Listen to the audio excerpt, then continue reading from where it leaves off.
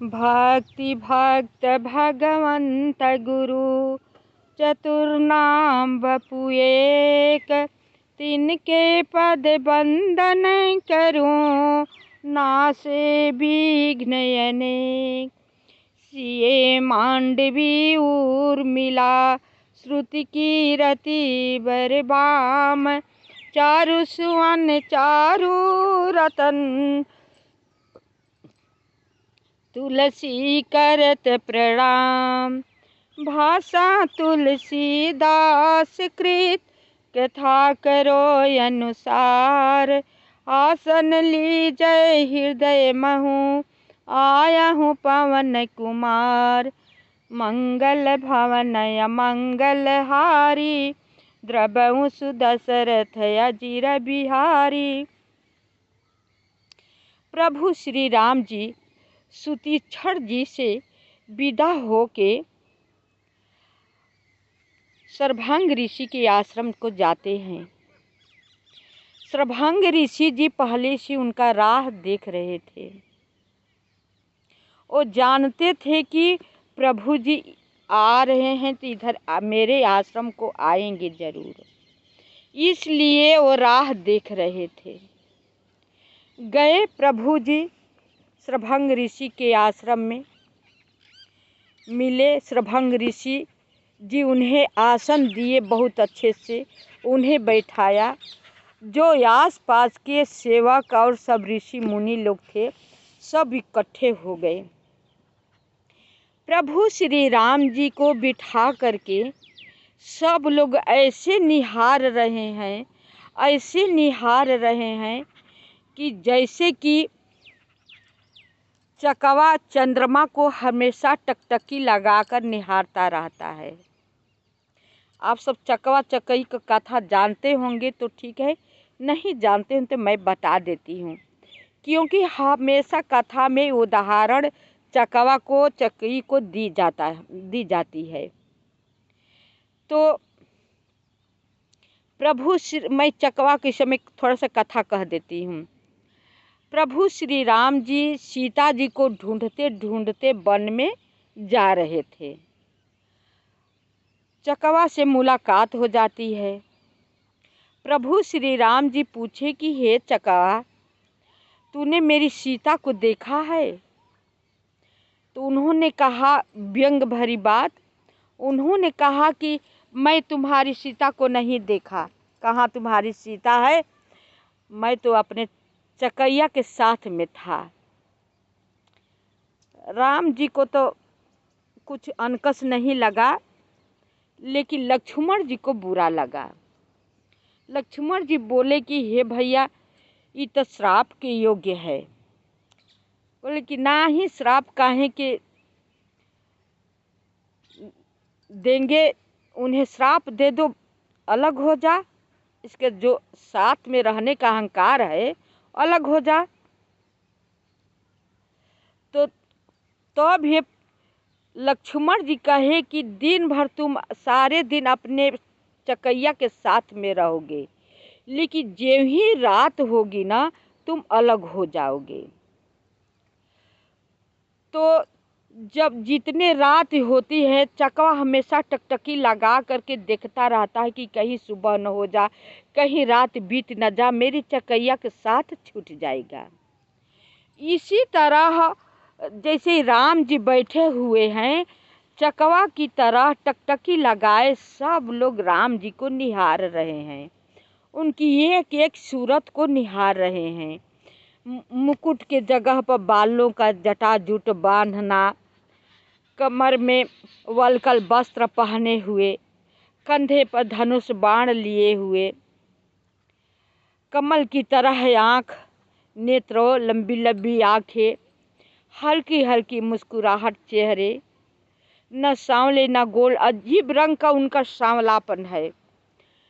प्रभु जी हैं प्रगट देख करके सब मुनि निहार रहे हैं, सब घेर करके बैठे हुए हैं, दर्शन कर रहे हैं मुनि सब लोग।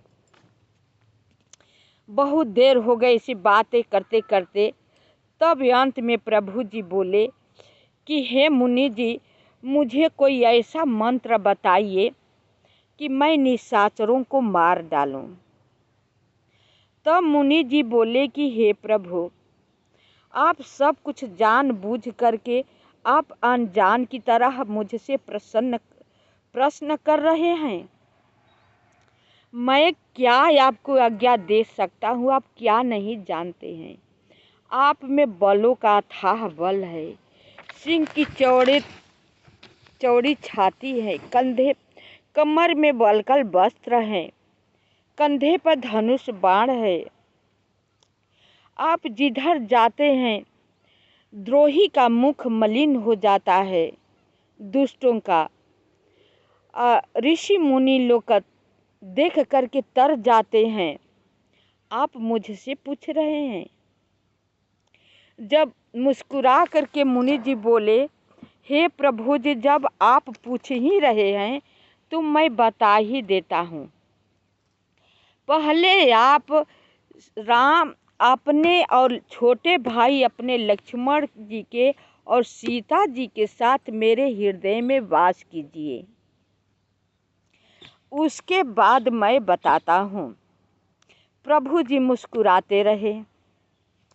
तब कहे कि हे प्रभु, हे दीनानाथ जी, आप यहीं से सीधे चले जाइए। एक पवित्र दंडक वन है, आप दंडक वन को चले जाइए। वहाँ पर भारी गौतम जी का श्राप है, उसका नाश कर दीजिए और वहीं पर आप आश्रम बना कर रहिए। वहीं से आपका सब काम आराम से हो जाएगा।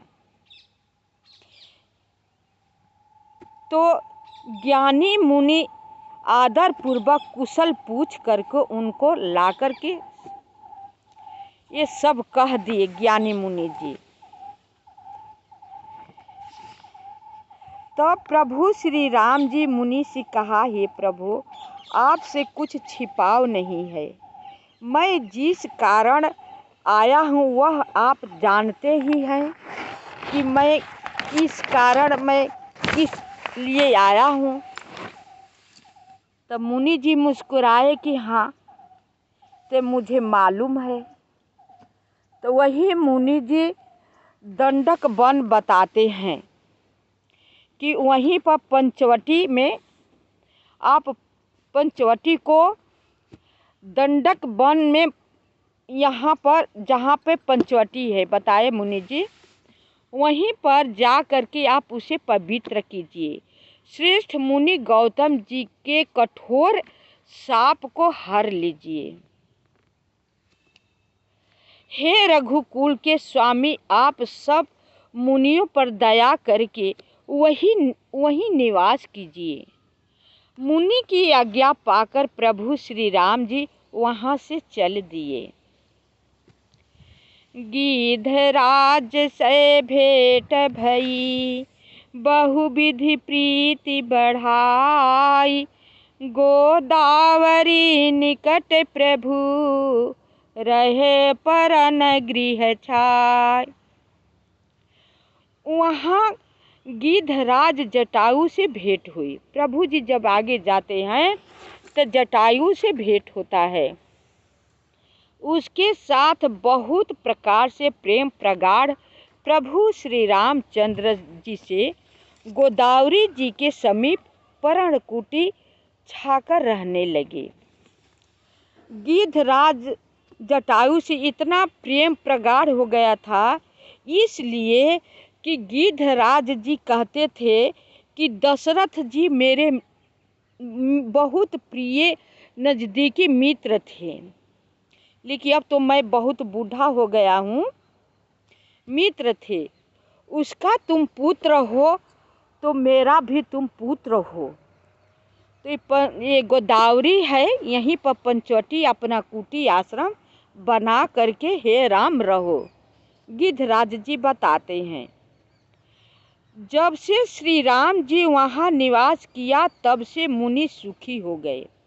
जब वहाँ पर निवास करने लगे तो मुनि जी सुखी हो गए। उनका डर जाता रहा। पर्वत, वन, नदी और तालाब शोभा से छा गए। वे दिनों दिन अधिक सुहावने मालूम होने लगे। मुनि जी वहीं पर रहने लगे। भगवान जी पक्षी और पशुओं के समूह आनंदित रहते हैं और भंवरे मधुर गुंजार करते हुए शोभा पा रहे थे। क्यों नहीं शोभा पाएंगे? तो प्रभु जहाँ पर जाते होंगे वहाँ की पृथ्वी भी भाग्यशाली, कंकड़ पत्थर भी भाग्यशाली होंगे जो कि उनके पैर तले पड़ते होंगे। पशु पक्षी भी भाग्यशाली होंगे जो कि भगवान के दर्शन कर रहे होते होंगे। मैं तो कहती हूँ कि वो एक तृण भाग्यशाली होगा जो कि भगवान का दर्शन कर रहा होगा। भंवरे क्यों न गुंजार करेंगे? इतना आसान प्रभु को पाना नहीं है, और जो पा रहे हैं उनका अहो भाग्य है। मैं जितना उनको धन्यवाद दूं उतना कम है। प्रत्यक्ष श्री राम जी विराजमान हैं। उस वन का वर्णन सर्पराज शेष जी भी नहीं कर सकते। इतना सुंदर, इतना सुहावना वन है कि शेष राज नाग जी नहीं कर सकते। एक बार प्रभु श्री राम जी सुख से बैठे हुए थे उसी वन में। उस समय लक्ष्मण जी उनसे छल रहित सरल वचन कहे, हे देवता मनुष्य मुनि और चराचर के स्वामी, मैं अपने प्रभु की तरह अपना स्वामी समझकर आपसे पूछता हूँ। भगवान जी से कुछ लक्ष्मण जी पूछना चाह रहे हैं। हे देव, मुझे समझकर वही कहिए जिससे सब छोड़कर मैं आपकी चरण रज की ही सेवा करूं। लक्ष्मण जी साथ में हैं, सेवा भी कर रहे हैं, लेकिन लक्ष्मण जी की अभी मन नहीं भर रहा है। अभी भी पूछ रहे हैं कि ऐसा कीजिए कि मैं हमेशा आपको चरण रज की सेवा करता रहूं। ज्ञान वैराग्य और माया का वर्णन कीजिए और उस भक्ति को कहिए जिसके कारण आप दया करते हैं, और वो भक्ति को बताइए जिसके कारण आप सभी पर दया करते हैं। ये भी अमूल्य बात है। ये बात तो है नहीं कि कहने से किसी को दया हो जाता है। ये तो अंदर से दया का भाव बना रहता है। ये अंदर से आदमी प्रसन्न रहता है, क्रोधी नहीं होता है, तो बहुत बड़ी बात है। लक्ष्मण जी तो पग पग पर गुस्सा हो जाते थे, लेकिन राम जी कभी गुस्सा नहीं होते थे। इसलिए लक्ष्मण जी प्रभु श्री राम जी से एकांत में बैठ करके ये प्रश्न कर रहे हैं, पूछ रहे हैं कि आप किस कारण हमेशा प्रसन्न रहते हैं, आप कभी गुस्सा नहीं करते हैं। वही मंत्र मुझे दीजिए ताकि मैं वही करूं। ईश्वर जीव भेद प्रभु सकल कहो समुझाओ, जाते होई चरण रति शोक मोह भ्रम जाय। हे प्रभु, ईश्वर और जीव का भेद भी सब समझा कर कहिए। आपके चरणों में मेरी प्रीति हो और शोक मोह तथा भ्रम नष्ट हो जाए। बताइए, जो कि साथ में भाई रहे, साथ ही में खेले, जहाँ गए जहाँ रहे साथ में रहे, उनका भी मन प्रभु श्री राम जी से नहीं भर रहा है। प्रभु श्री राम जी के स्वभाव पर लक्ष्मण जी तरस रहे हैं कि इनके जैसा मेरा भी स्वभाव बन जाए। हम लोग कभी नहीं ये सोचते हैं कि अपना भी स्वभाव बदल जाए, अपना स्वभाव भी सरल हो जाए, अपना स्वभाव माया रहित हो जाए, किसी को उपकार करने में मन लग जाए। कभी नहीं कहते हैं। अपने को कितना दुर्भाग्य है, क्यों नहीं कहते हैं? कहना चाहिए था ना। लेकिन हम लोगों के पास बुद्धि ही नहीं, बहुत शक्तिहीन है हम लोग, तिछड़ है। तो लक्ष्मण जी कितना सुंदर वचन कह रहे हैं। प्रभु श्री राम जी कहा, हे तात, मैं थोड़े ही में सब समझा कर कह देता हूँ। प्रभु श्री राम जी अब कहते हैं, जिससे समस्त चित्त और बुद्धि लगा कर सुनो, मैं और मेरा तू और तेरा यही माया है, जिसने समस्त जीवों को बस में कर रखा है। देखिए, जो कि हम अपने लोग रात दिन, एक क्षण नहीं, रातों दिन हम लोग कहा करते हैं कि ये मेरा है, ये तेरा है, ये मेरा है, तेरा है। यही सब माया के जंजाल है। ये जब से जिसका का छूट जाएगा ना, प्रभु जैसा बन जाएगा। लेकिन क्या संभव है? छूटने वाला है? छूटेगा? हमें तो नहीं लगता है कि छूटेगा। मेरा तो भाई नहीं छूटेगा। कहा ही जाएगा कि ये मेरा है, ये तुम्हारा है। ये बहुत बड़ी बात है, जो कि प्रभु श्री राम जी में बात नहीं है। वही बात बोल रहे हैं कि जब ये छूट जाएगा तो स्वभाव बदल जाएगा। हे प्रभु श्री राम जी, ऐसा ही बुद्धि कम से कम बनाए रखिए, सद्बुद्धि बनाए रखिए। आपको मैं प्रणाम करती हूँ। कथा को यहीं पर विराम करती हूँ। शेष भाग अगले वीडियो में। आप सब कथा सुन करके लाइक, सब्सक्राइब, कमेंट अवश्य कीजिएगा, क्योंकि आप सबको लाइक सब्सक्राइब का मेरा इंतज़ार रहता है। मेरा उत्साह बढ़ता है। मुझे कथा कहने से आनंद मिलता है और आप सभी आनंद उठाइए। काम करते रहिए, मोबाइल खोल दीजिए, कथा सुनते रहिए, ज़रूर कुछ न कुछ आप सबका ज्ञान होगा। शेष भाग अगले वीडियो में।